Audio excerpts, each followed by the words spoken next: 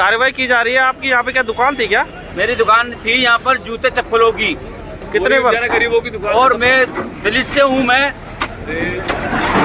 बोलने दे मेरे को भाई, मैं दलित परिवार से था और मैं जूते चप्पल दुकान लगाता था यहाँ पर, लेकिन मुझे कोई नोटिस नहीं दिया गया। नोटिस नहीं दिया गया, चमा रहे इसलिए नोटिस नहीं दिया गया मेरे को। क्यों नोटिस क्यों देंगे उसको? एक ही दुकान थी ये बता रहे थे, और 26 दुकान किराया में जमा करा था। नगर पालिका दुकान दी। किराएदार हो तुम? हम किराएदार नगर पालिका के।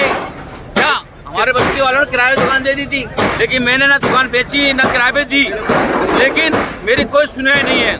कितना साल हो गया यहाँ दुकान लगाते हो? मेरे को हो गए यहाँ 35-40 साल हो गए मेरे को यहाँ पर। अच्छा। बैठे बैठे यहाँ पर, और आज वही काम कर रहा था आज भी। आज से मेरे बाप की दुकान नाम थी गणेश प्रसाद के नाम से, और आजकल मैं ना नोटिस दिया ना कुछ किया मेरे संग में। और आपसे पूरा माल वाल सब तोड़ दिया। और माल मेरे जूते चप्पल सब पूरे के पूरे ले गए नगर पालिका वाले। कितना मैं कुछ कितना किराया देते थे आप? पहले देता था 30 रुपए महीना में, उसके लॉकडाउन के बाद में 130 महीने कर दिया था इन लोगों ने। कर दिया अभी क्या? और मेरी कोई सुनाई नहीं, ना नोटिस दिया ना कुछ गिरा। आज से 5-6 महीने पहले नोटिस दिया। आज मेरी दुकान थोड़ी गई है, किसी ने नोटिस नहीं दिया ना मुझे कहने आया। सीओ आया था वो यादव यहाँ पर, वो कह गया दुकान खाली कर ले। वो दादागिरी से ये दुकान खाली कर ले। तो तेरी दुकान तोड़ना ही है, मैं साहब तोड़ दो, वहाँ जोड़ दो, बात करें मैंने है, कोई सुनाई नहीं है। क्यों तोड़ी जा रही है दुकान? दुकान इसलिए तोड़ी जा रही है। तो बेच दिया ये, बेच दिया गया इसको। अब किसने खरीदा किसने नहीं खरीदा ये पता नहीं है। ये तो पूरी के पूरी पुरानी कचहरी है, पुरानी कलेक्ट्रेट है, और ये वाचनाला है, सब बिक गया। ये तो नगर पालिका ने बेच दिया गया। ये मेरा कहने का सबसे अर्जेंट मतलब मेरी व्यवस्था करा देना खाली बस।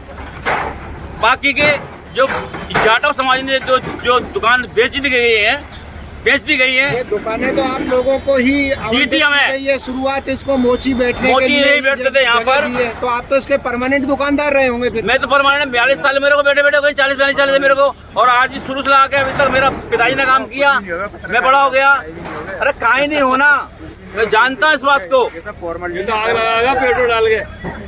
अब आग लगाओगा तो मैं बैठूंगा कहाँ फूड पुलिस करूंगा, क्या करूंगा? ये जो पूरी जगह है सिर्फ मोचियों को दी थी ना? मोचियों की दुकान। फिर बाकी दूसरे लोग यहाँ पे क्यों कब्जा करके बैठे थे?